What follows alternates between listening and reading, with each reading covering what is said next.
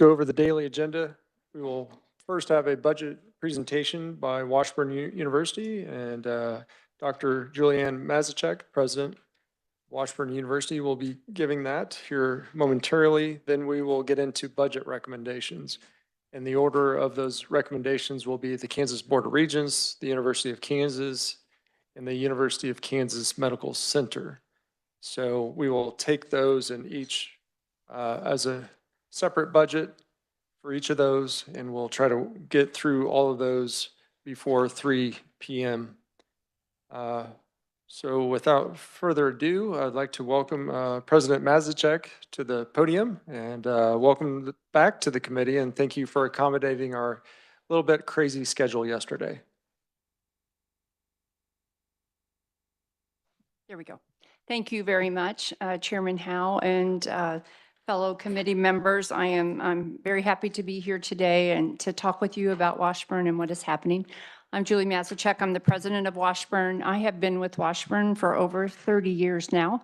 I began as a faculty member and have served in a number of different roles in the School of Business and in our foundation and as our provost before becoming president. And I am very honored to serve the students and the community of Topeka and the Northeast Kansas region with our educational programs. And so today I'd like to give you a little bit of a sense. I know some of you may not be aware of Washburn and what we are, and we look different. We are governed independently. We have our own board of regents for our institution. We're a municipal university. We are a public university, however.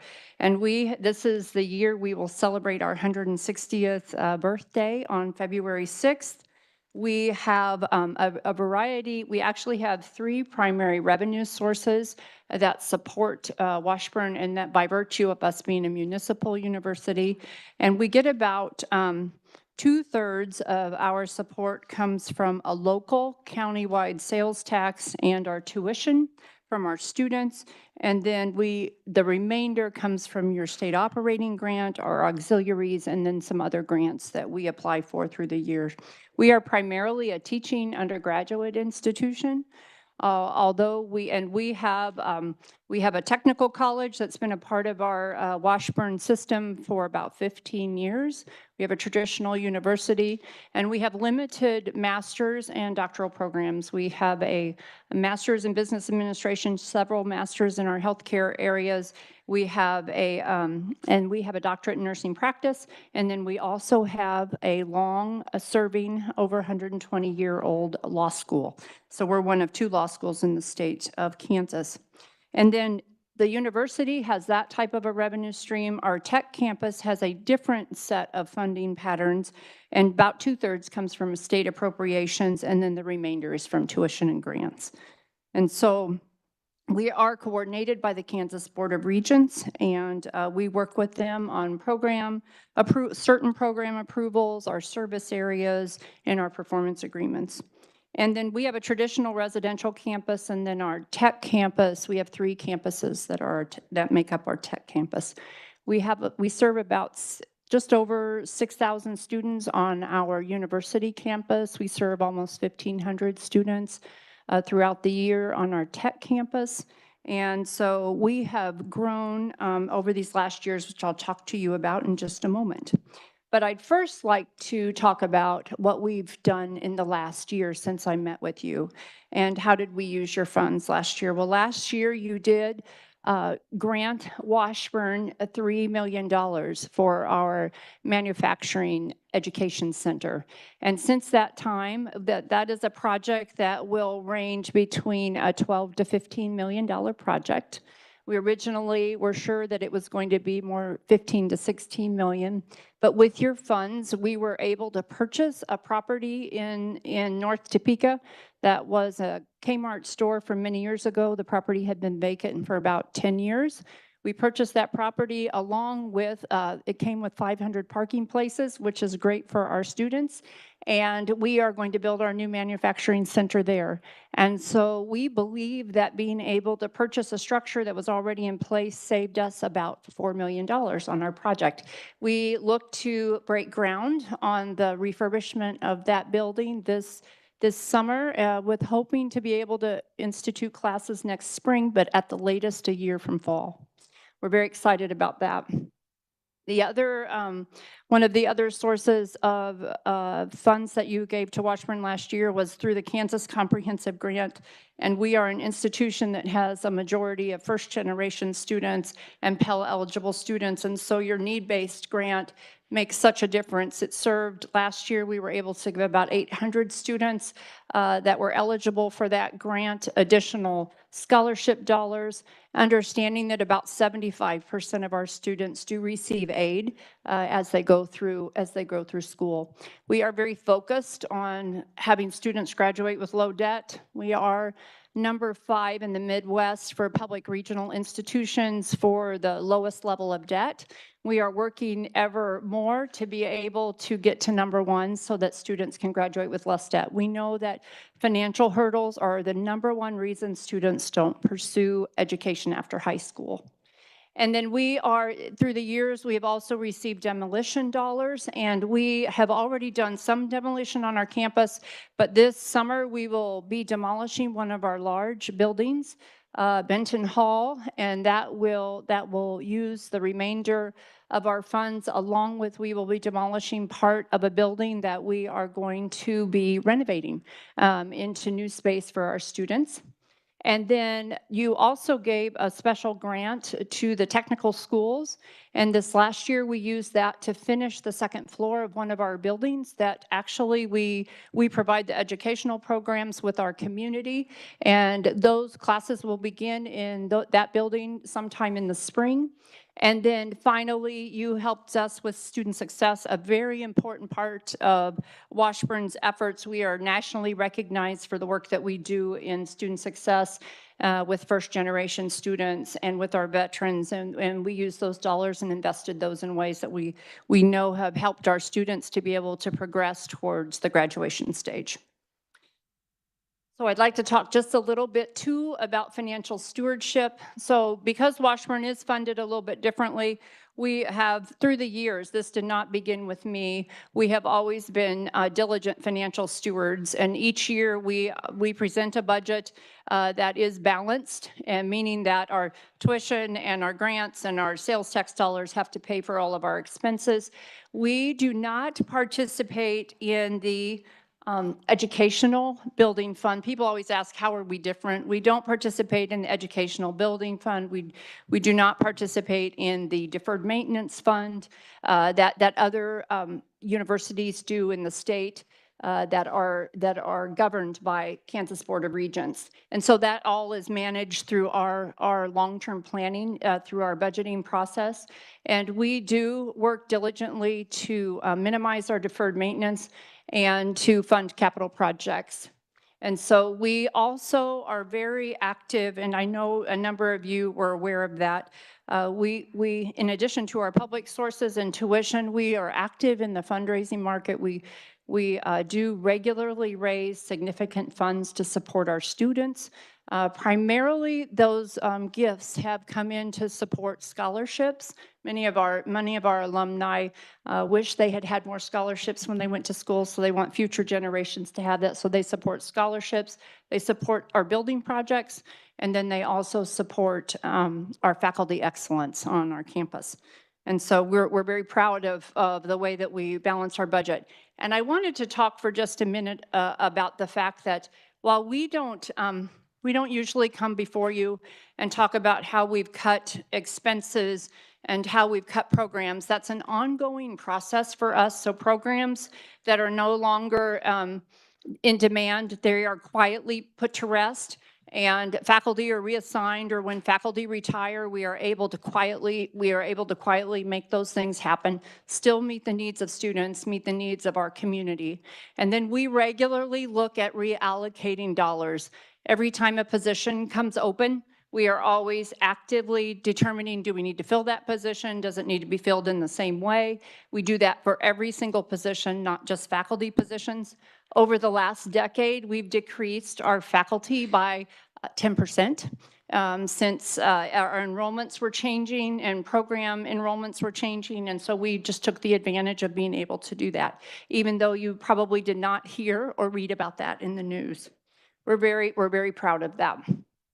Okay, and then I want to just tell you a little bit about our exciting story that we get to tell, and that is we've been experiencing growth over the last 2 years. So you've heard me say before, but we set a record incoming class last year.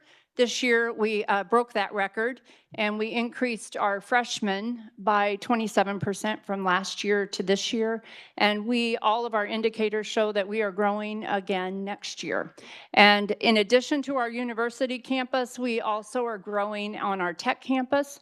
Our high school students are growing, but the most significant growth happened in our adult students, our post-secondary students, where we grew by 25% from last year to this year. There is a lot of excitement around both of those numbers because that means that we have more students pursuing study that can go into the workforce ready and prepared to make a difference when they take their job. We're very excited about that. We are a majority of Kansas students.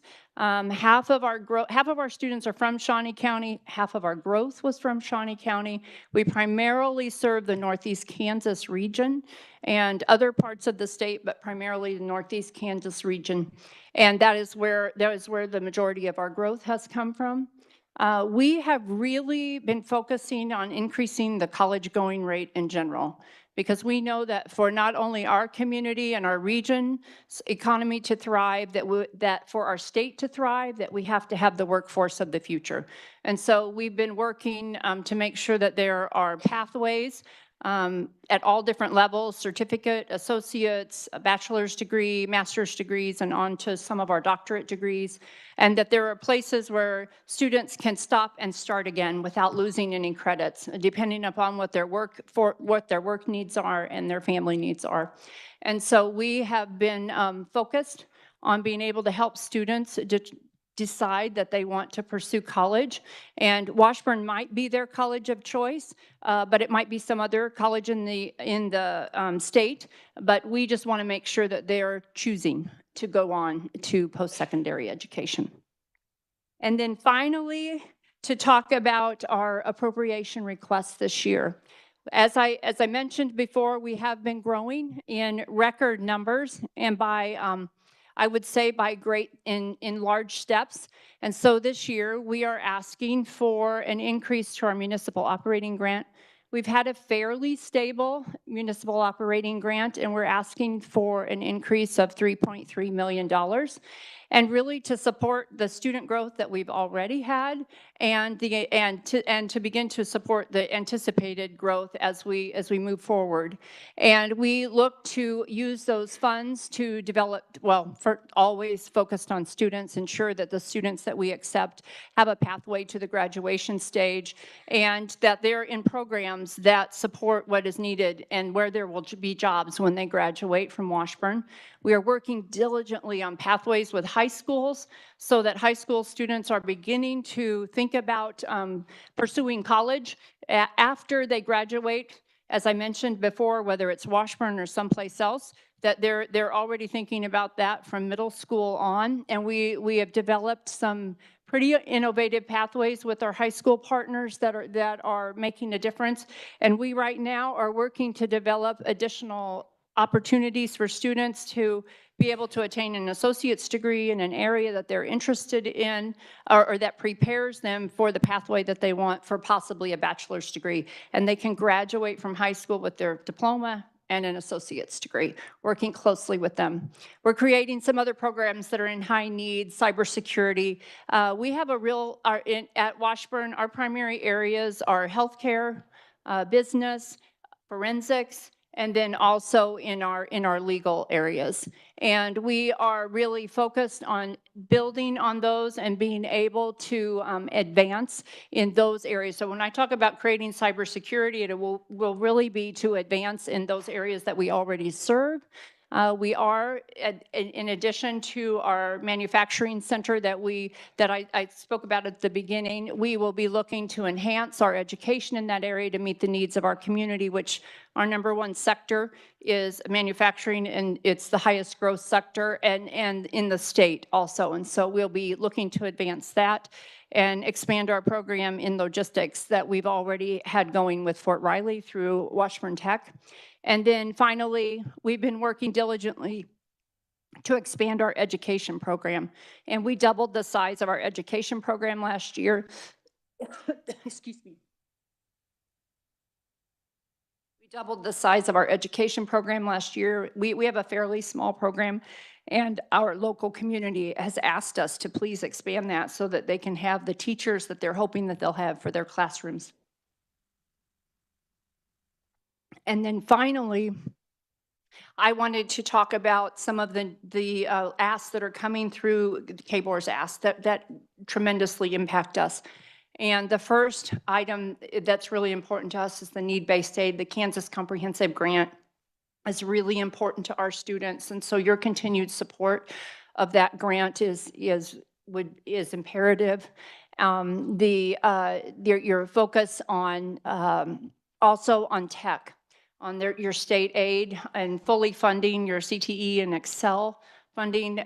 It helps support the growth that we are seeing at Washburn Tech. And then finally, your capital outlay fund helps us renew the facilities that we have at Washburn and best being able to serve our community and to create the workforce of the future. And so I want to thank you again for the opportunity to present about Washburn, and I stand ready for questions. Thank you, President Mazachek. Appreciate your testimony today. We have about 5 minutes for questions, so start off with Vice Chair Sanders. Thank you, Mr. Chairman, and thank you, President, for coming back today. So tell me about the $3 million we gave you last year. Was it your understanding that that was supposed to be recurring, or did you understand it as a one-time request, and speak how that dovetails in with what you're asking for this year? Oh, thank you. That's a great question. The $3 million we received last year was specifically for the advanced manufacturing facility project. So we understood that that was a one-time gift. So this is the request this year is unrelated to that request from last year. So we did not ask for an operating grant increase last year. And so this year we are focusing on our underlying support for an operating grant. And a part of that is to help us be able to grow and to be able to support our students as they choose Washburn, and to be able to keep tuition affordable and to be able to meet the needs of our increasing costs that are happening across our campus. So none of this new $3.3 million request would go to help with what you started last year? No, we have actually already been able to secure most of the resources to be able to finish that project from our local community, from the state, from your investment last year, and from our own savings through the years to be able to support that building. Thank you, Madam President. Thank you, Mr. Chair. Thank you. Next we'll go to Representative Haskins. Thank you, Mr. Chair, and thank you, Dr. Mazachek, for your presentation. It's always enjoyable to hear about Washburn, but I wanted two questions. I noticed that you had a request that you're not asking for, but you just want us to recognize $5 million for a science lab. Is that? Yes. And would talk to us about that. What do you have planned for the science lab and what's going on with there? And so I guess it's been 2 years now. This last year is the first year we've implemented it, but we adopted the Kansas general education requirements similar to everyone else across the state. The thing that was different for us at Washburn, we have never required a science lab course for every single student that we've had. So we do not have facilities to offer every single student a lab course. And so we are finding ourselves very limited in the spaces that we have, and they don't meet the needs of our current student body. So we will have a project that will expand our Stouffer Science Hall so that we can build the labs to meet those needs going forward. sounds great. And thank you for that. The last question I have is I attended a fantastic event, Forever Washburn Kickoff. Would you like to talk to us a little bit about what that was all about and what you guys have planned moving Yes. forward? Yes, so we, in November, we announced, I did talk about our philanthropic fundraising. That's something that's at the core of who Washburn is. I served in that role for many years, and now as president, we've launched a bold strategic vision for the future for Washburn. And in November, we were able to announce the kickoff of our fundraising campaign to support that strategic framework. We're in the process of raising $250 million to support the priorities of that plan, which are related to students, faculty excellence, and learning spaces on our campus. And when we launched in November, we were already over half of the way to our campaign goal. Well, actually, our campaign goal is $250 million. We were at $140 million. And we're very excited to say we've had continued great success. And we're making inroads on many of the significant, bold projects that we thought might take a few years. We may be able to realize those even sooner than we thought we would. Seeing no other questions, I'd like to thank Dr. Mazachek again for coming back and testifying before the committee today. Thank you. Thank you very much. Okay, members of the committee, now is the time that we're going to get into budget recommendations, but before doing so, I wanted to make you aware, I put on your desk, or had Eli put on your desk, basically a document, kind of a long form landscape printed document. And on it, at the top, it says 2024 legislative one-time spends. So this is the document that was handed out to the Special Committee on Legislative Budget during the interim. And I wanted to make you aware of that's the information we looked at and how we considered one-time spends. So it's more of a reference material because there's been questions about what's considered one-time versus recurring and kind of getting into the semantics of things. So that's the information I had before session started, and just wanted you guys to have that as a resource. With that being said, we're going to start off with the Kansas Board of Regents budget recommendations. And so under the Kansas Board of Regents, they have items not only to fund the Board of Regents and the administration of what they do and what they coordinate on behalf of the higher education institutions across the state, but it also has some pass-through dollars that affect the two-year institutions, the community colleges and the technical colleges. So all of those items are available to be discussed. You can propose amending or adding to or subtracting, or if you had a proviso. So all of those options are on the table.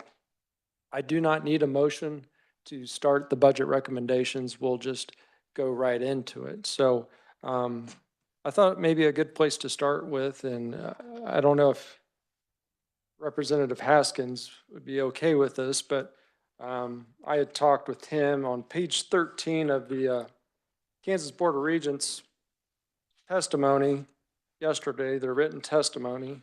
It would be this document. On page 13, basically is language they're requesting for kind of technical cleanup on some different provisions.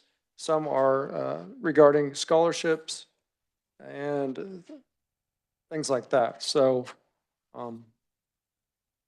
Representative Haskins, if you wanted to start there, I thought that would be a good place to start. Yeah, that's. And do a more global view on that. Yes, thank you, Mr. Chair. And having talked with the Kansas Board of Regents, working with the revisor's office, put together just kind of a blanket amendment to bring in and pull forward the suggested changes. Yeah, the long list there.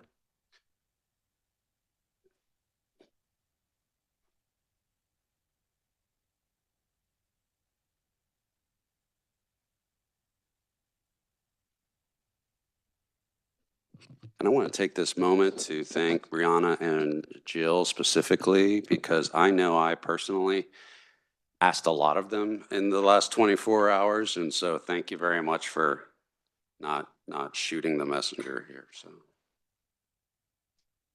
So overall, these are the requested changes from the Kansas Board of Regents that have really no major impact other than the fact that it's bringing forward items that will help improve and have already been established, but help improve the organization. The one that I want to bring to your attention is on the first page. Board of Regents continue to appropriate student financial aid programs on a biennial basis.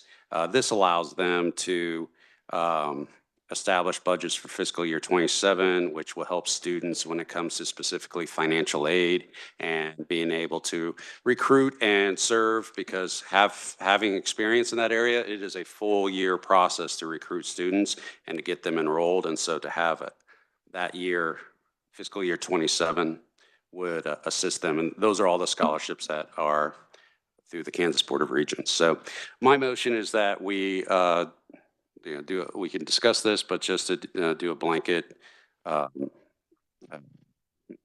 amendment that would cover all of these that they have been requested. Is there a second? It's been seconded by Representative Amix, and now we can have discussion. Is there any discussion?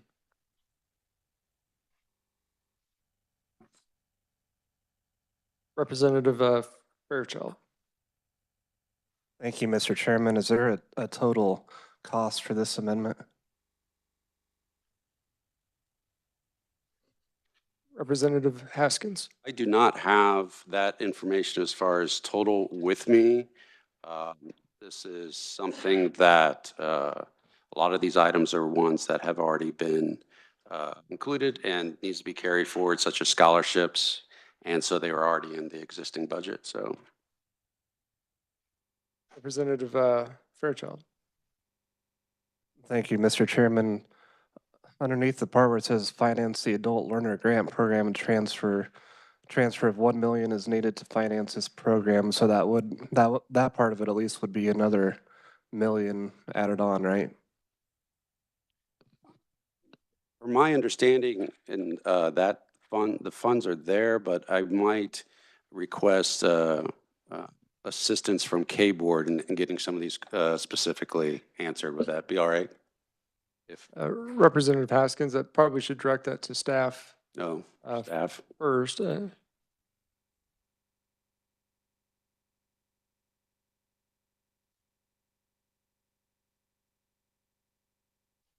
Brianna.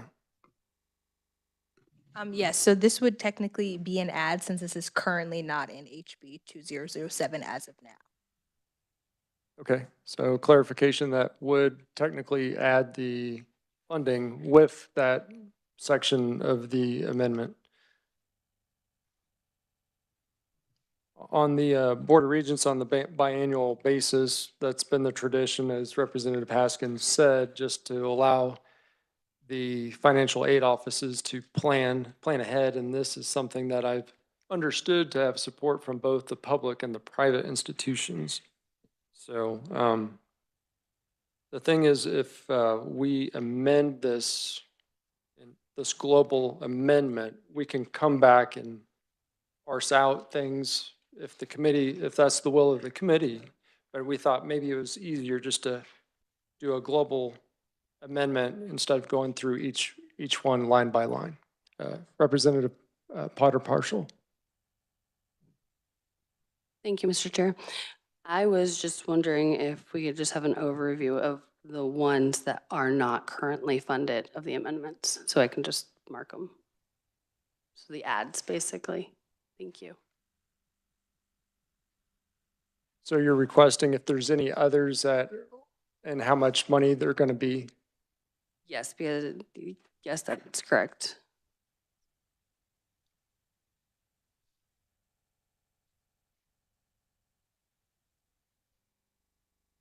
Brianna, or are you there? If we can circle back on that, but if we can entertain some other questions in the meantime. Representative Wagoner? Yes, I'm just trying to, of course, I have this copy of the Board of Regents budget with the Legislative Budget Committee proposal for fiscal year 2025. I guess I'm seeing the things that are not being carried forward in the LBC budget, but I'm not, he's using different wording. I mean, I'm taking it, this looks to be like over $60 million in increases beyond the LBC budget. And again, it's a little unclear to me as to what is fiscal year 25, what's fiscal year 26. But I would like clarification. I mean, I'm thinking we're talking about over $60 million in changes right here.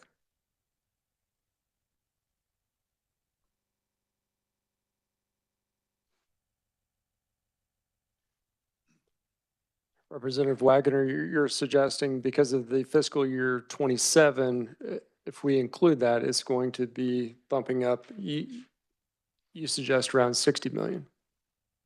I'm just, again, it's a little unclear. I mean, I see the 2.2 million on this osteopathic service scholarship, this 10 million for the Kansas Blueprint for Literacy, the 47 million on the Accelerating Opportunity Kansas. I mean, I take it these are items that are not in the LBC budget currently, and so these would all be additions to it. Am I understanding that correctly? It's my understanding, and I'll have perhaps staff correct me if I'm wrong. For example, the osteopathic service scholarship, this language here is basically saying that if there was monies left over, it would carry over to fiscal year 2026 from fiscal year 2025. So we're not adding $2.2 million in this amendment. It's just allowing them to carry it forward to use for new applicants in the new fiscal year. If my understanding was from the LBC is that any reappropriations were axed, as were supplementals. I mean, wouldn't that be like a reappropriation? I mean, this was something that was not in the LBC budget. Am I reading that right? It's my understanding that the Special Committee on Legislative Budget basically took that out in a global amendment, and they said, we want the budget committees to reconsider any reappropriation request at the subcommittee level. So we have the opportunity to reconsider those based on the merits. We'll go to Jennifer Light or Brianna. Just to be clear, the Special Committee on Legislative Budget removed some reappropriations, and it also removed all supplements and enhancements, which are not reappropriations. Those are requests for additional money on top of it. So reappropriations are being relooked at, but there are also supplements and enhancements. And so I just want to make sure that we're clear that those are not all combined into one pile together. And I think there might be some things in the bill that stayed in the bill, even though perhaps Legislative Budget Committee thought they were one-time spends. So there's that nuance too. Next question. Vice Chair Sanders. Thank you, Mr. Chairman. So I've had a representative not on this committee express to me concerns about the Blueprint for Literacy. And the suggestion was that maybe needs some more tweaking before we put $10 million toward that. I just want to throw that out there for discussion. Well, thank you, Vice Chair. We could probably do another hearing alone on that particular program and whatnot, but we're considering a global motion. We have that before us. Staff is looking to see if we have an amount of a fiscal note for this amendment, but I think it's important we move forward on the amendment, and then we can reconsider anything that people don't like individually from then on moving forward. Brianna, you have an update for us? I do. So when we go through the sheet that was handed out, so the first one would be an add, the second one for osteopathic scholarship would be, Those 2027 appropriations for scholarships would be an add. And then if you flip to the back, the finance, the adult learner grant program would be an add since that's not currently in the bill. That last item for accelerating Opportunity Kansas would be an add because it's about 3 million more, 3.9 million more. And then I believe those are all the adds. The rest of that is technical. So it's about 4 million in ads.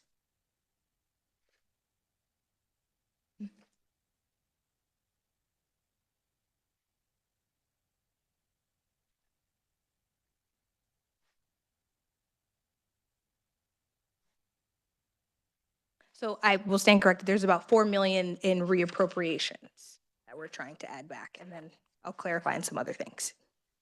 So in terms of new spending, the only new spending would be where?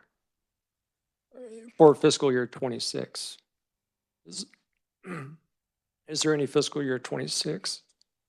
And what is the number on that? It would be primarily for the student financial aid and the osteopathic. I just need a clarification.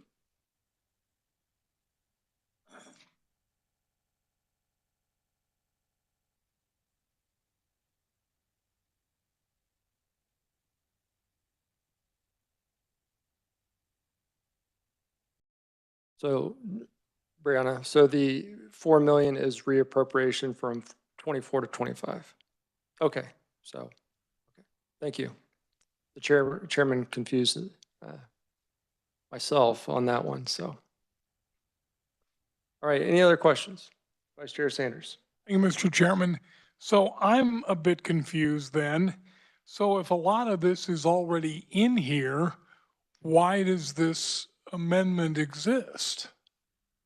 It is my understanding, again, the major one is the one to allow the Board of Regents and institutions budget for fiscal year 27 for scholarship purposes, which is something that's been done in the past. These are reappropriations that were removed and are wanting to be added back in for 2025. Because they have been deleted by the LBC to have us work individually to make sure that these appropriations should be put back in. Vice Chair. Mr. Chairman, I just want to make sure that I understand what I'm voting on, because I get what you're saying, that we can remove individual items later, but I want to make sure that we're not adding things twice or not adding things that we don't need to be adding. So that's I'm trying to understand. And Mr. Chair, if I will, I support my colleague in this, in his questions as far as making sure that we have all the questions answered. This whole process, I think we would all state, is new, a new way of doing it, and we have limited time to juggle a lot of information. And so I will stand by my motion and ensure my colleagues that this is something that was removed and needs to be added back in, with the exception of the fiscal year 27 for financial aid, which is something that's been done in the past but has been requested so the universities can plan accordingly. Are there any other questions? If not, Representative Haskins, if you'd like to close on your motion. Yeah, I close and move my own motion. Motion, not an emotion. Yeah. It was moved and seconded by Representative Amix to approve this appropriation language update as presented by the Kansas Board of Regents. All in favor, raise your right hand. All opposed, same sign. Motion fails. Okay, we'll move on to any next items for the Kansas Board of Regents. Representative Fairchild. Thank you, Mr. Chairman. I have an amendment for the community colleges and technical colleges, if that can be handed out.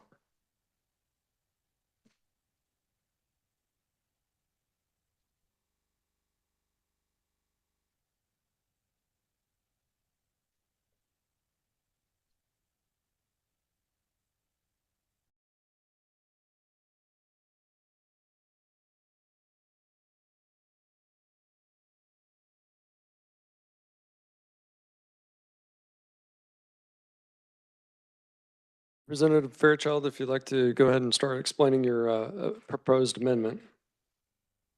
This is all funding that was included in last year's budget that was basically labeled as being one-time spending that the community colleges and technical colleges are very adamant is meant to be recurring spending.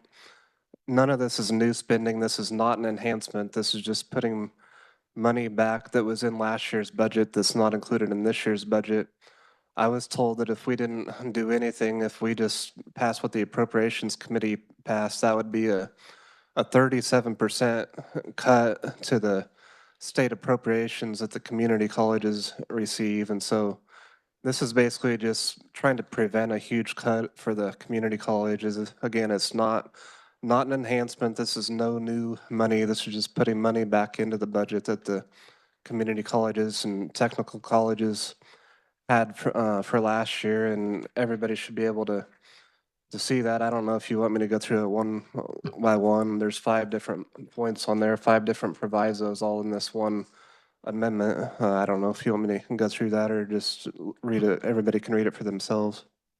If you'd wanted to go over it while we're reviewing it, you can just go the brief paragraph by each number is fine. On the first one adds 14,300,000 SGF for the 2-year College of Business Industry and Apprenticeship account, and then it's you can see it there broken down by colleges below, and then second one adds 17,500,000 SGF for the 2-year College Student Success Initiatives account, and that's also broken down. Third one is add 5 million SGF to the Career Technical Education Capital Outlay Aid account, and then rename the account as a Community and Technical College Capital Outlay Aid account.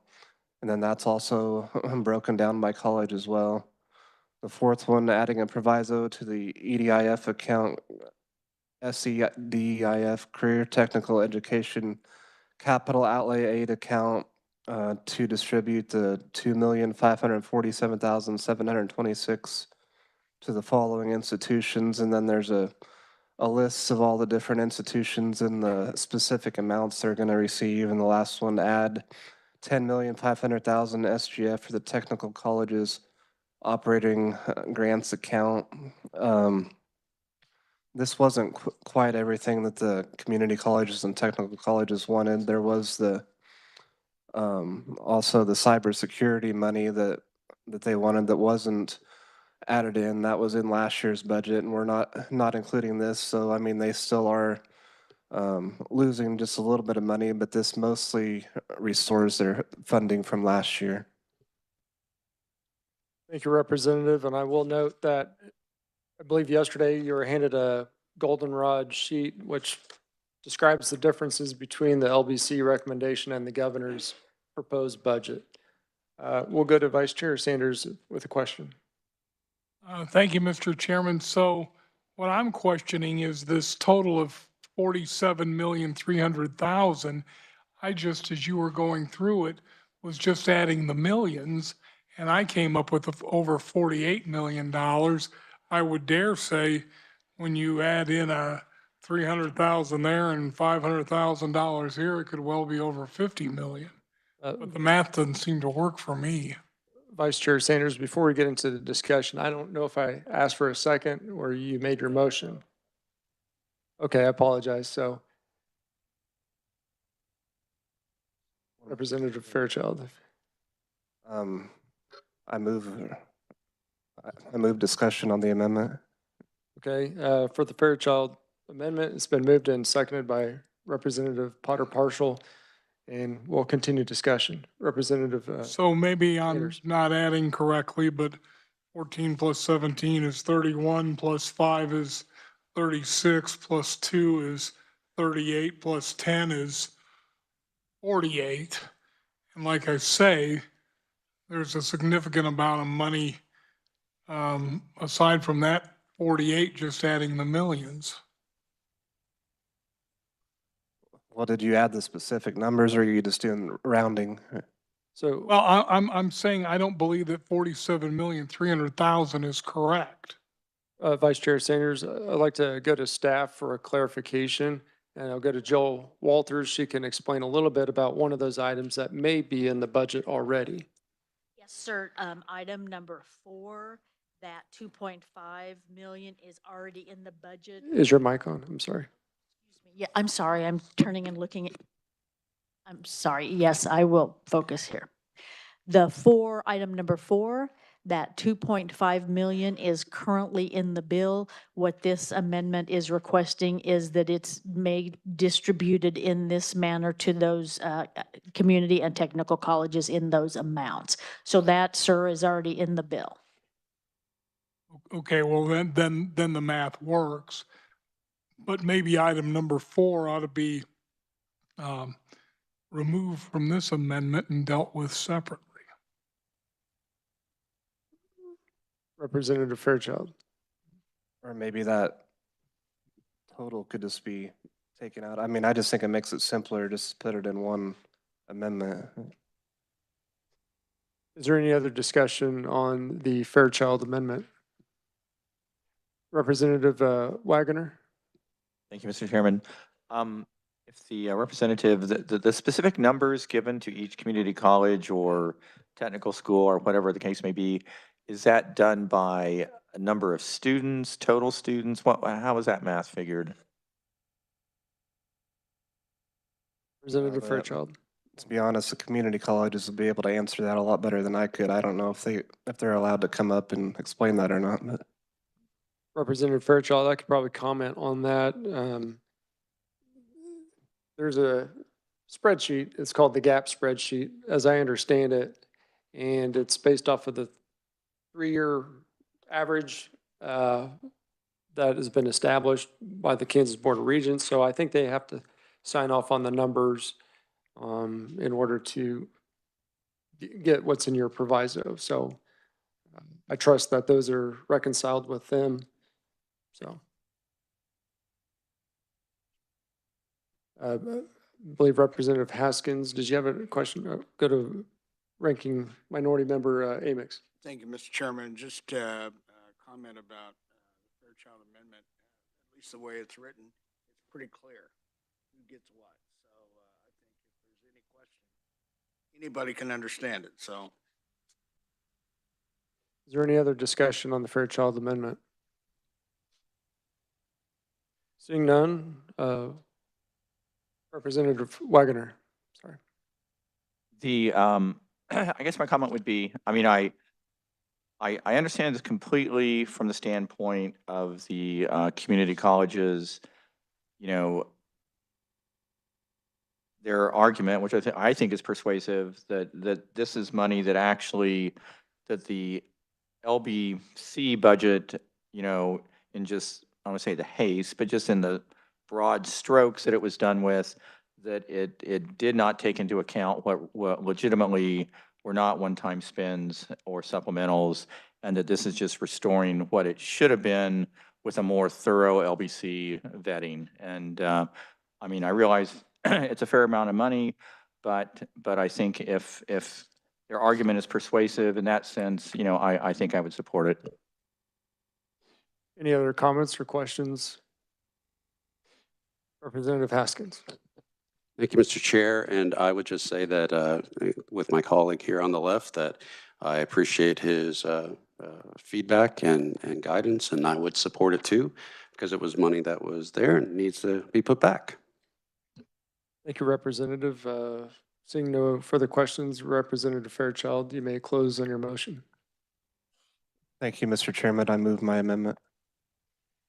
It's been moved, the Fairchild Amendment. All in favor, please raise your right hand.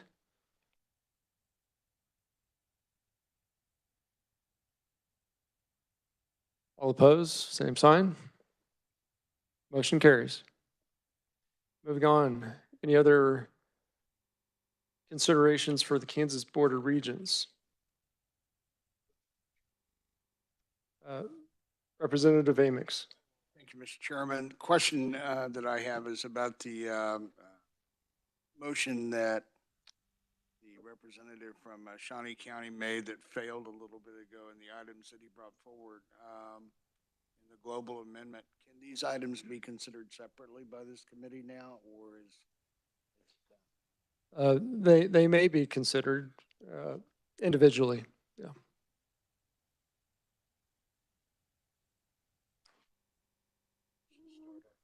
Representative Fairchild, did you have, or did someone else? Representative Potter, did you have? Representative Fairchild. Thank you, Mr. Chairman. I have another amendment. Okay. It's in regards to the blueprint for literacy. Okay, as that amendment's being handed out, if you could explain your amendment? The amendment removes the 10 million for the blueprint for literacy for 2026. If you look at this handout that we got, the blueprint for literacy is actually listed as being one-time spending for 2025, and that's what I've also been told by other people, that it was intended as one-time spending, but yet it appears in the 2026 budget, so this is just removing it for 2026. It's been moved and seconded. Discussion on Fairchild Amendment number 2. Representative Haskins. Thank you, Mr. Chair. And I just need a clarification on the justification for why the $10 million should not be in fiscal year 26. I understand that wants to be deleted, but why should we not continue the funding of that? Representative Fairchild. It's listed as being one-time spending rather than being recurring spending, but yet it was still included for 2026. If you look at page 3 at the bottom, Kansas Department of Education Blueprint for Literacy, it shows $10 million. And if you look at the title, it's legislative session one-time spend, so it's listed as being a one-time spend on that handout that we received. Representative Haskins. Just because there's a lot of information, was this 10 million approved by LBC? Yeah. Representative Fairchild. Yeah, so this would be deleting 10 million from their from the Appropriations Committee budget that they passed out. Is there any other questions, comments, conversation? Representative Amix. Well, I'll be honest, and thank you, Mr. Chairman. I'll be honest with you. I think this is one of the best expenditures that we can make in our state. I mean, I really do. I appreciate the comments from Representative to my left, but I think that this is a wise investment in young Kansas. I think it needs to remain. Thank you, Representative. Other discussion by members of the Committee on Fairchild Amendment number 2. Vice Chair Sanders. Thank you, Mr. Chairman. I would concur that literacy is extremely important, but I am also aware that the Kansas State Board of Education has a very strong initiative addressing this, and I support the Fairchild Amendment, obviously, because I seconded it. Thank you, Vice Chair Sanders. Any other discussion? Representative Haskins. I'm always pretty good at reading the room and knowing where I stand, and I understand that there is a need for us to be responsible financially for our state and our citizens. But if we look at the entire budget and what we're cutting already from this, the fact that this for 2 years, all I heard about was we need to improve on literacy for our students. I would highly encourage us to keep the 10 million, look at it as an investment. And because it is funds that we have available, the LBC has already approved it, and it's supported by all parties. And just keep in mind, you know, the major research university, KU, was here yesterday, and only 16% of the funding, of their funding, comes from the state. So what are we going to do? Just keep cutting until we have nothing left for post-secondary? I would highly encourage us to keep it and just follow what the LBC has given us as guidelines. Thank you, Representative Haskins. Are there any other comments or questions for the maker of the amendment? Seeing none, Representative Fairchild, you may close on your amendment. Thank you, Mr. Chairman. You know, the previous amendment, even though it wasn't a increase in spending for the community colleges from year to year, did add 47 million to the appropriations. So we don't want to go way over what the appropriations committee did. And so just trying to bring that back down a little bit closer to the amounts of the appropriations committee. And this is still listed as one-time spending on the handout that we have. And I mean, there probably is a reason for why that was listed as one-time spending. And so I move my amendment. Okay, the Fairchild Amendment number 2 has been moved. All in favor, please raise your right hand.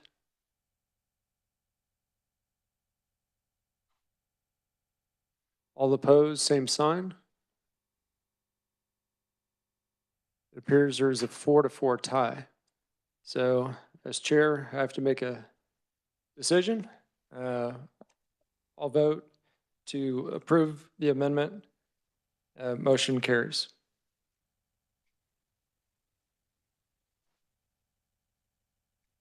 Representative Haskins asks that his vote be recorded as not. as nay, or opposing the Fairchild Amendment number 2.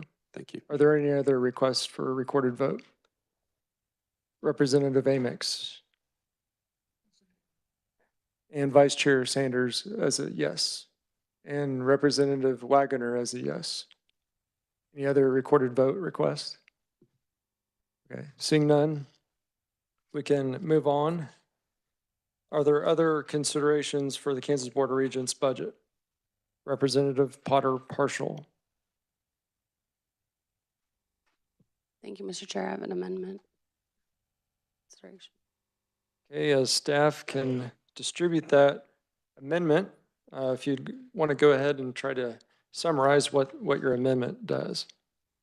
Basically, since last year, we passed legislation with the Campus Restoration Act. Instead of touching the money that is currently in that, since it has to do with a statute, a current statute, this would be cutting across the board capital outlay projects equivalent to that and spending minus just the 30 million, so it would not touch the 2 universities.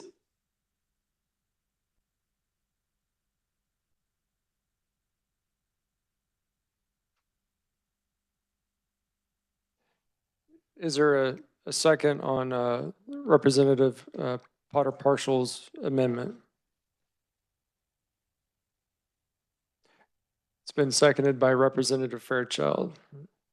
We can now have discussion. Is there discussion? Vice Chair Sanders. Thank you, Mr. Chairman. So I'm sorry, just please, I don't understand this. Representative Potter Partial. Thank you, Mr. Chair. So the capital outlay projects that are under the operating budget, because that's the only place that there's state general funding for capital outlay. That's the reason why it has to come out of the operating budgets. So it would take the funding from there in an equivalent amount across the board. So dividing the 30,000 or 30 million by each budget, and then making it in accordance a cut. And then they can take the $30 million that they have allocated from the restoration fund and use it for that. Vice Chair Sanders. So then are you like referring to page 1 of the Kansas Board of Regents budget summary, and relative to the Board of Regents, it would be 71,000, but then there would be other places that would total 30 million? Because I see capital outlay on the Board of Regents budget, but I don't see where 30 million is. Representative Potter Partial. Thank you, Mr. Chair. No, it would be coming from the 6 universities' capital outlay under their operating budgets. All right, thank you. Thank you, Mr. Chairman. Thank you, Vice Chair. And there are no silly questions. So I want you to make sure you're understanding what you're voting on and what you're considering because it has impact. So is there any other discussion? Representative Wagoner. Yeah, for point of clarification, it isn't, I mean, we do vote on like KU, K-State, all those universities separately. I mean, there's a separate budget they have from this Board of Regent budget. And so I mean, I am a bit thrown by the capital improvements line under Kansas Board of Regents, is not 30 million. And if this shouldn't somewhat be done on a university by university basis, I mean, you're the chairman, I'm just, it just strikes me a little bit odd that it's coming up here with the Regent budget. Thank you for the question. I guess I would maybe defer to staff if they had any, my question back to staff would be, we're not prohibited from offering an amendment like this. It would be would it be appropriate to be under the Board of Regents, or since it affects all the Regent universities, would it have to be considered individually?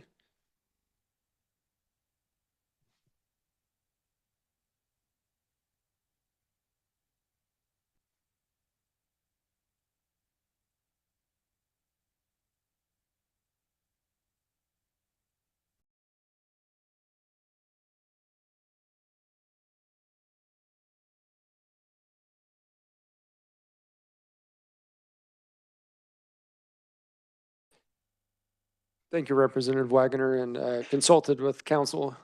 We could do it either way. So we're not limited to, so I'll accept the amendment and we'll continue discussion on it, but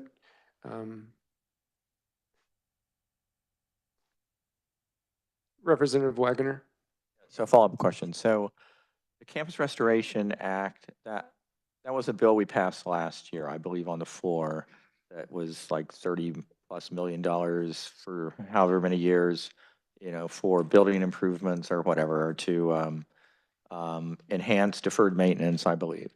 And so basically what this is effectively is neutralizing what that did by sort of undoing it. I mean, because then we're taking it out of their general maintenance budget. Am I reading that correctly? Representative Potter Partial. Thank you, Mr. Chair. That is the intent, to neutralize it instead of messing with the legislation that was passed last year. So that would be funded. And then KBOR would be, the reason why I'm offering it now is because KBOR would be the entity that would be dispersing that $30 million back to the universities. Representative Amix. Thank you, Mr. Chairman. So we have, and anybody can correct me if I'm wrong, we have a list of deferred maintenance projects across all of our universities that equals a lot of money. And, this barely touches the interest on some of that stuff.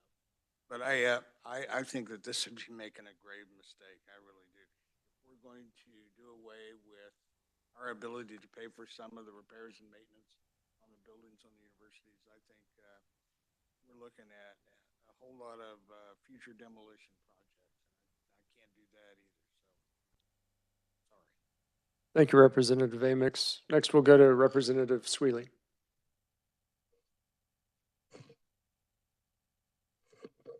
Thank you, Mr. Chair. Just a question to the representative that brought this amendment. Is it to just take away the Board of Regents' ability to disperse this money and do a case-by-case basis with the 6 universities? Representative Potter Partial.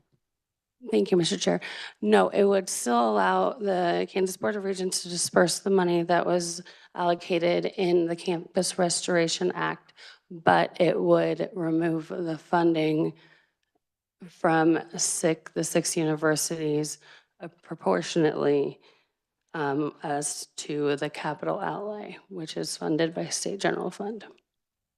So it'd be a gap of $30 million that the Kansas Board of Regents can determine which of the 6 universities, whether they want to fund that back up to where they had originally requested or move it in different spots. So it'd leave more wiggle room for the Board of Regents.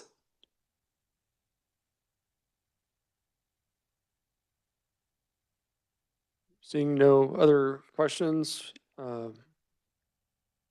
Representative Haskins.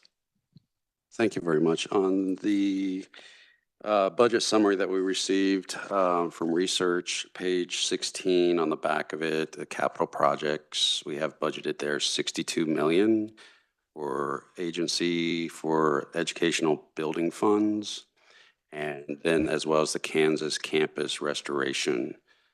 Based off the amendment that is being proposed, are those funds, the 62 million, are they remaining? Representative Potter partial. Thank you, Mr. Chair. I believe they are, but I would refer back to staff. Yep. Yes, they are. Thank you.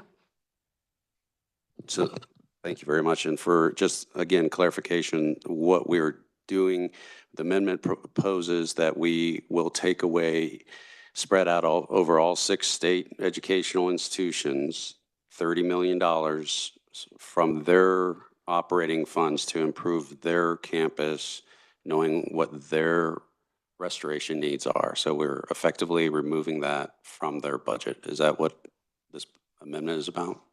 Representative Potter partial. Thank you, Mr. Chair.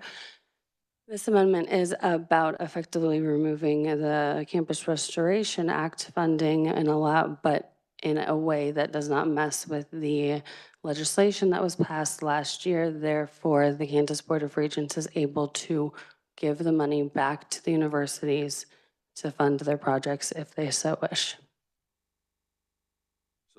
So the Board of Regents. Representative Haskins. Sorry, thank you, Mr. Chair. So the Board of Regents, the schools that had the money now have to go back to the Board of Regents and say, please, can we have our money back?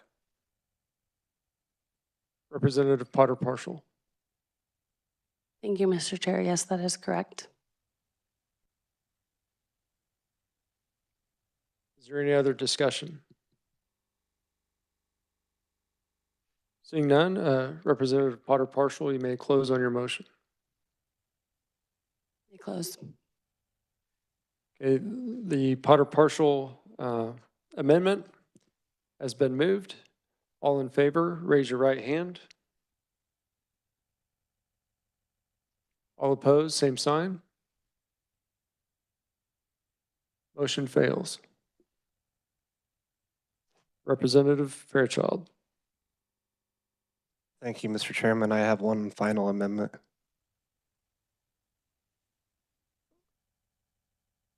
Did you have Mr. Chair, I have several amendments, so just one. Representative Haskins? Thank you, Mr. Chair, and thank you, colleague, for giving that. I'd like to return the discussion. I'd like to return to the discussion on the Kansas Board of Regents, but I'm going to do a little pivot and revisit Washburn University's requests. I have an amendment. Okay, as staff hands that out, Representative Haskins, you may proceed with giving us a summary of your amendment, and you're welcome to make a motion at your leisure. Thank you. This amendment brings Washburn University's operating grants back up to the level it needs to be in order for them to continue serving Northeast Kansas and the students and alumni and the community at large. This effectively adds 3.3 to their million to their 14 million budgeted, which is on page 212 on the House bill, line 2728. And overall, you know, if you look at the university as a whole, you could see that it's under good leadership and it's moving in the positive direction. And this is a positive investment in not only Kansas, but also into my district and Shawnee County. And as as several of us have connections with our universities, I would like for us to consider this, and I move my amendment. Is there a second? It's been seconded by Representative Amix. Is there discussion on the Haskin Amendment for Washburn University?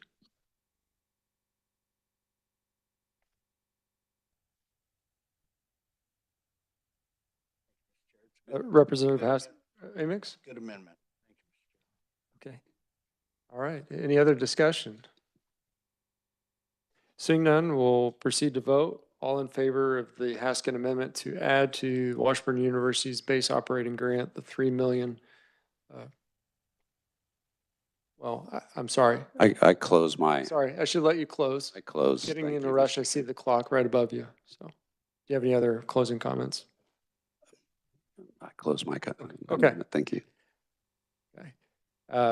The Haskins Amendment has been moved. All in favor of the motion signify by raising your right hand. All opposed, same sign. Motion carries. Okay, if the chair may indulge the committee, I had a few amendments. So the first one is dealing with fiscal year 25 reappropriation for the Kansas Board of Regents, Excel and CTE. And I guess I'll offer this. Could I offer it as one motion? So for that fiscal year 25, then the item for fiscal year 26.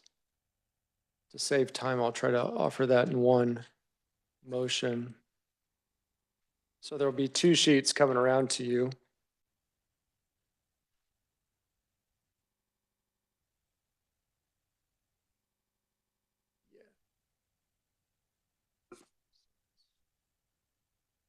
Yeah. So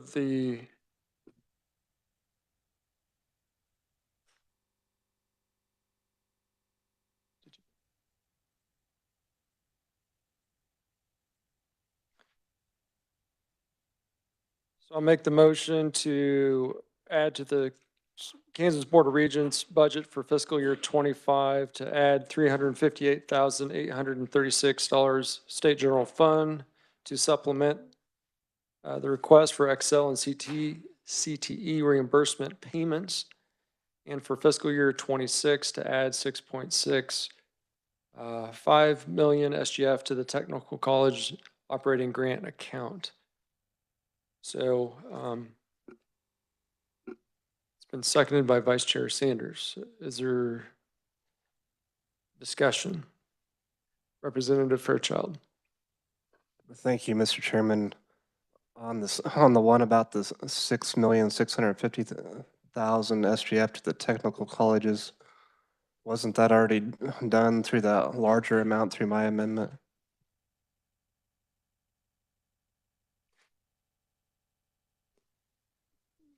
That's a good question, Representative Fairchild. It may be, so I'll check with staff to.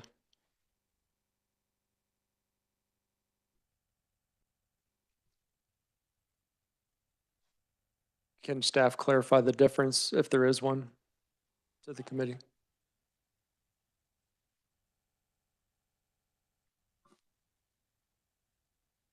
I'll defer to staff, whomever. Jill. Thank you, Mr. Chairman. Representative Sweeley. Oh, I'm sorry. Yeah, go ahead. Is correct. It's number 5 that the Fairchild amendment added 10.5 million.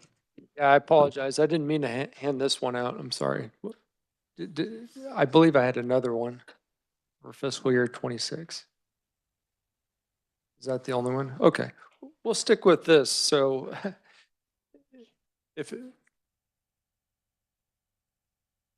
oh, yeah. Yes, I'm sorry. Yeah.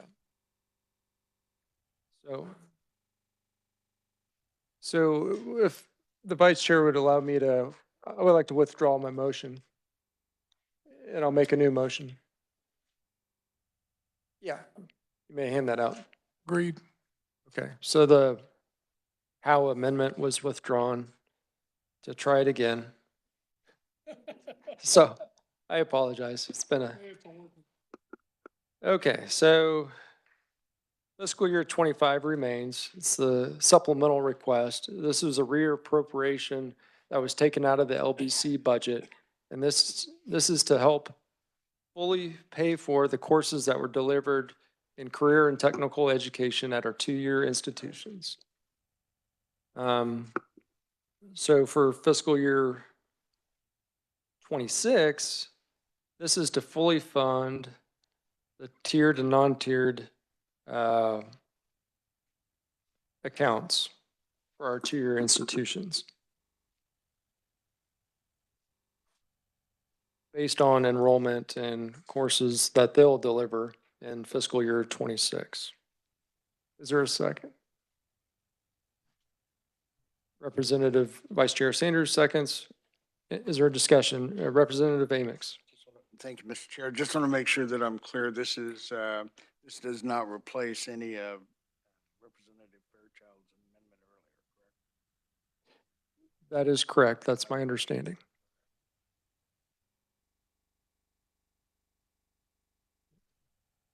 Got it. Vice Chair Sanders. Thank you, Mr. Chairman. And so the first page that you handed out previously, that's a part of this as well. That is correct. So this will be for the fiscal year 25. It'll, you. if approved, it would be that reappropriation request. So the career and technical education coursework, basically they deliver those classes, then they're paid for it as a kind of a reimbursement for the courses delivered, as I understand it. And so that's to make them whole for fiscal year 25. And this other request, there's nothing, I don't believe, in the LBC budget for post-secondary tiered technical education state aid or for the non-tiered course credit hour grant. So that's why I'm proposing that.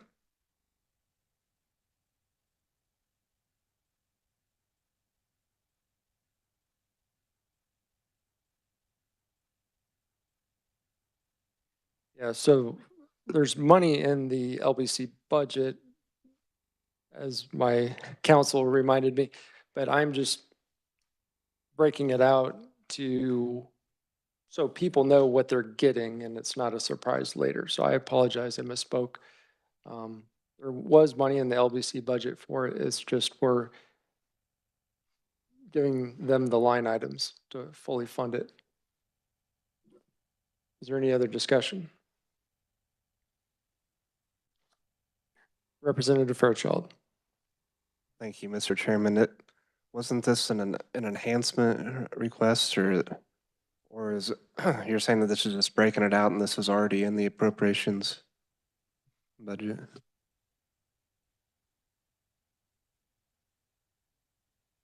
Yeah, so fiscal year 25 is considered a supplemental reappropriation to be reconsidered by the Budget Committee. It was pulled by the LBC Global Amendment, as I understand it.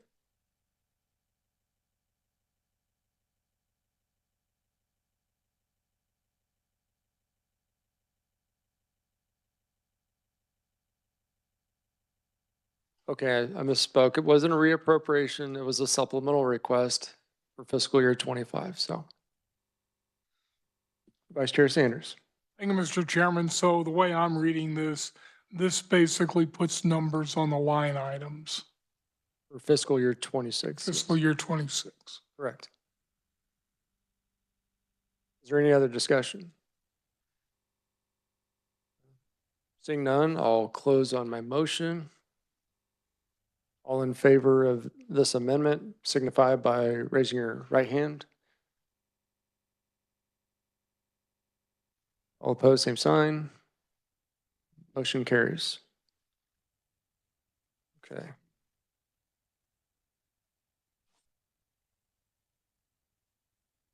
We have about 10 minutes, so we might have to fast track some things if we can. Representative Fairchild. Thank you, Mr. Chairman. I have one last amendment. Okay. going to be handed out regarding the Campus Restoration Act.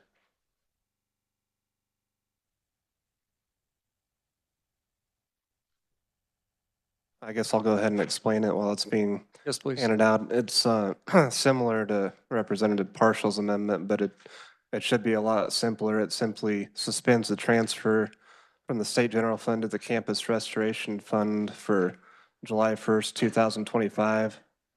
You know, basically, we're just trying to keep spending under control so that we're not going way above the Appropriations Committee recommendation with our current fiscal situation where we're spending about 400 million more than what we're taking in. I just feel like we need to try to keep spending under control. And this was a law that the legislature passed this year, and we can't do away with a law that was passed, but we're basically just delaying the funding on it for a year, given our state's fiscal situation and the fact that we're currently spending more money than what we're taking in, just trying to be fiscally responsible and just delaying the funding on this for 1 year. In the past several years, we've given pretty generous increases in spending to the universities, and I think that they can use a lot of that money for improvements and maintenance on buildings. And so this would just suspend that transfer just for 1 year.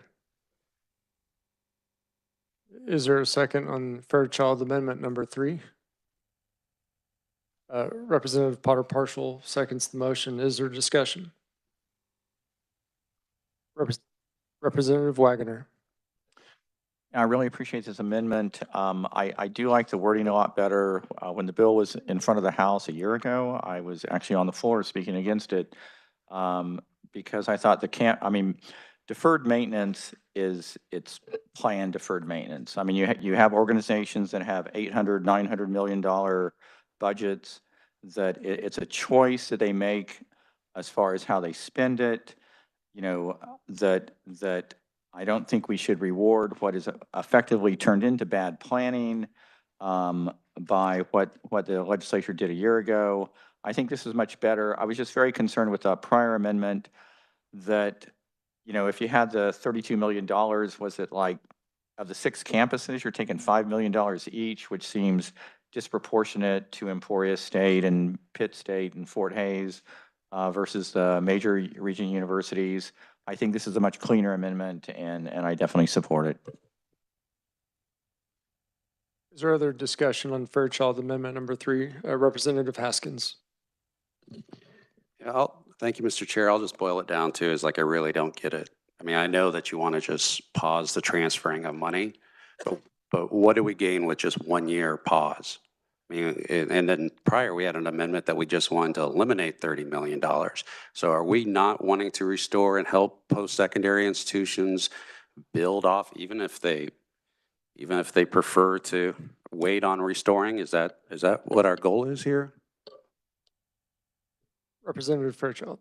Thank you, Mr. Chairman. With my initial amendment, we went 47 million above what the Appropriations Committee had recommended. And so I was just looking through the budget, trying to find an opportunity to try to lower that back down again. And, you know, this was a bill that I had voted against last year because we had already given pretty substantial increases in spending to the universities, even without this bill. And I felt like they could use a lot of that money that we had given them for their building expenses. And this was just money in addition to what we had passed out of our committee. And so, and this isn't doing away with the bill or the law. We can't do that. It's just basically suspending it for 1 year because our state's fiscal situation, with how our state is fiscally, we have to try to keep spending under control. And that's our goal of leadership as well, is to try to be fiscally responsible, to try to keep spending under control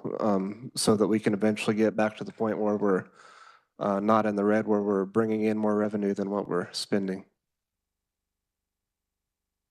Thank you, Representative Fairchild. Is there further discussion? Representative Haskins. And I do respect the stance, and we do need to be fiscally responsible. I think that this is not the area where we should focus.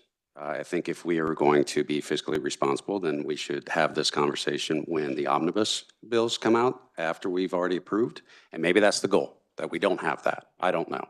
But if we keep kicking the can down the road for restoring and making sure that our students at the post-secondary level receive the world-class facilities, then we will soon reap the cost of that, which is going to impact our market base and our quality of workers. And students will leave the state, which right now, out of 10 students, they will leave, 6 of them will leave the state and go elsewhere. So we need to do something to invest. So I will not be voting for this. Thank you, Representative Haskins. Is there any other discussion on the Fairchild Amendment? Seeing none, Representative Fairchild, you may close. Thank you, Mr. Chairman. I move my amendment. It's been moved, Fairchild Amendment number 3. All in favor of the amendment signify by raising your right hand. All opposed, same sign. It appears a 4-4 tie. I'll go ahead and vote in favor. So motion carries. Mr. Chair, I'd like to record my vote. Representative Haskins would like to record his vote. I asked my committee assistant to step out for something real quick, but we'll have staff note that. Representative Amix. And Wagoner. In favor. Okay.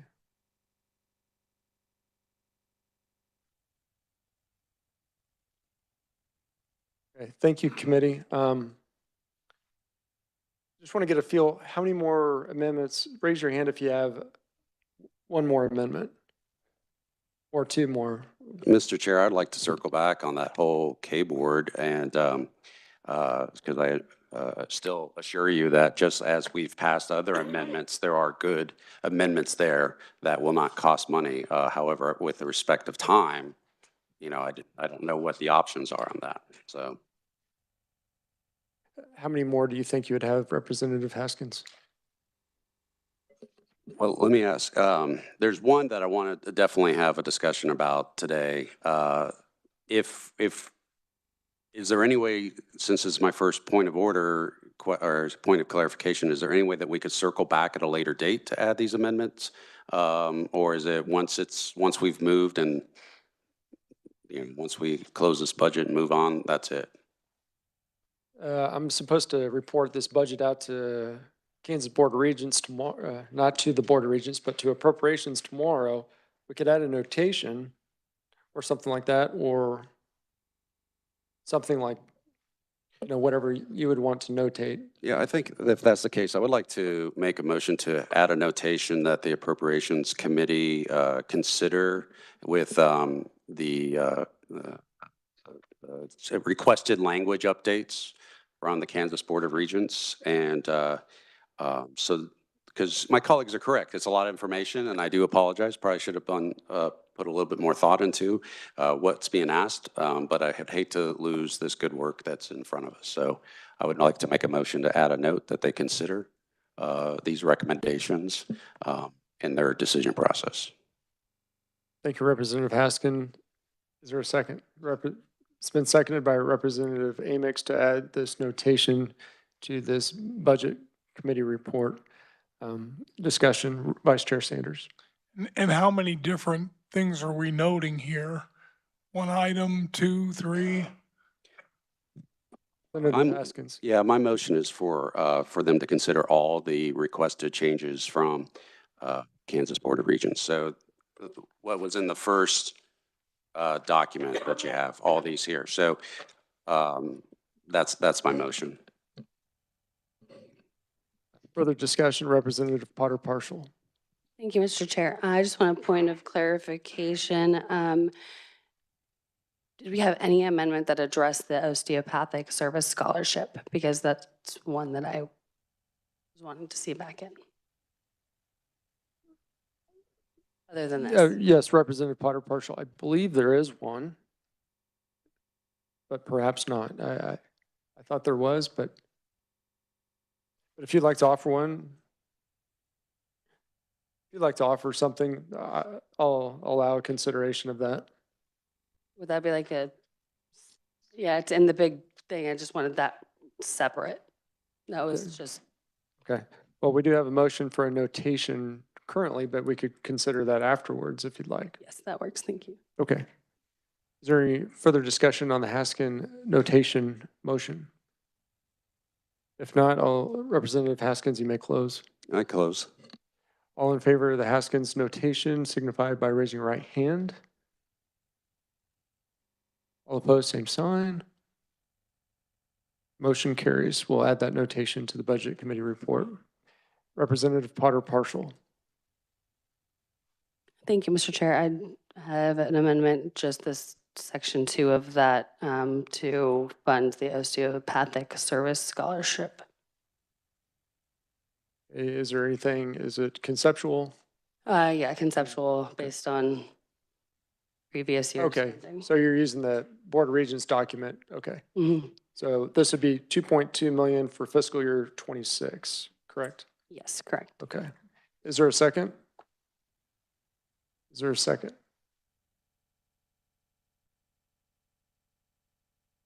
Representative Sweeley, any discussion?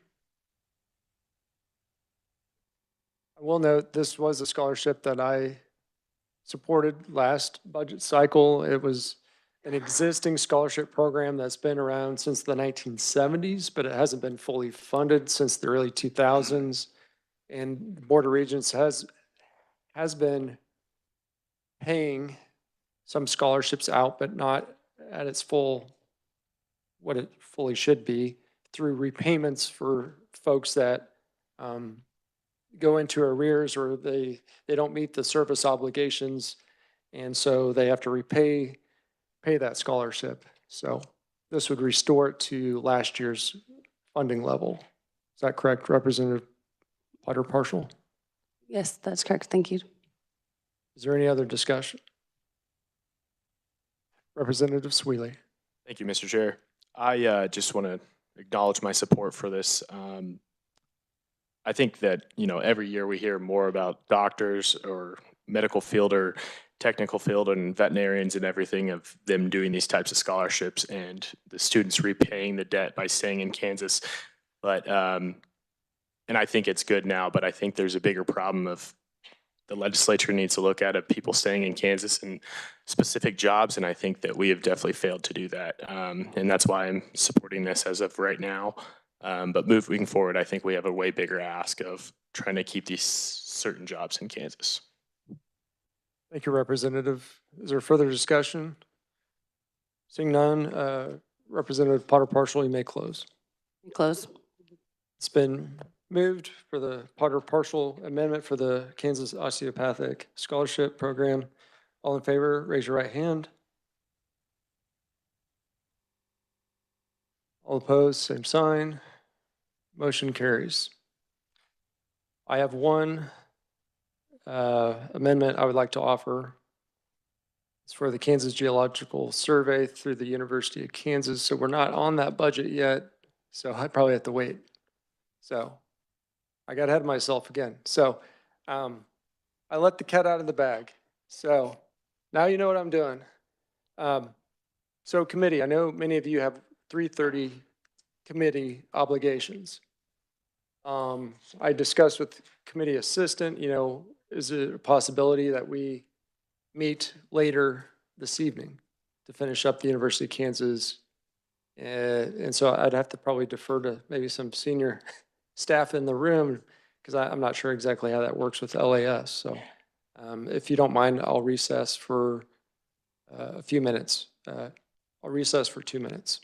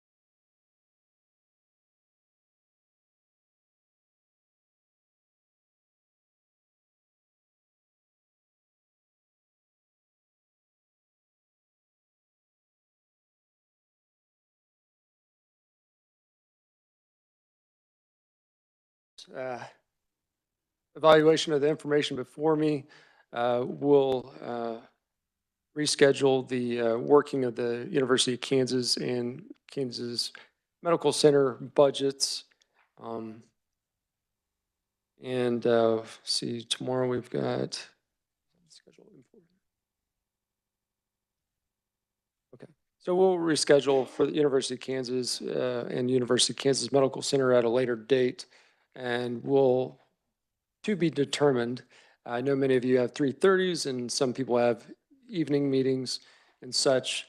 This will give everybody a chance to hopefully review those budgets a little bit further. So we still have to report out the budget committee report, but before doing so, I believe I would like to make a,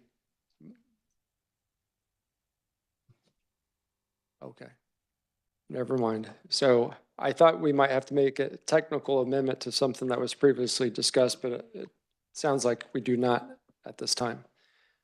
So with that, we need to report out the budget committee report for the Kansas Board of Regents for fiscal year 25, 26, and I think that's it. So Vice Chair Sanders. Mr. Chairman, I move that we table the rest of today's agenda. All right, sorry.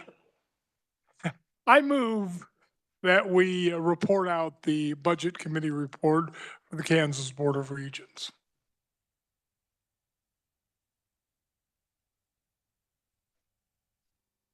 For 25, 26 as amended. Is there a second? It's been moved and seconded by Representative Wagoner to report out the Budget Committee report for the Kansas Board of Regents for fiscal year 25 and 26 as amended. Any discussion? Seeing none, all in favor, say aye. All opposed, same sign, or all opposed, nay. Motion carries. The meeting is adjourned.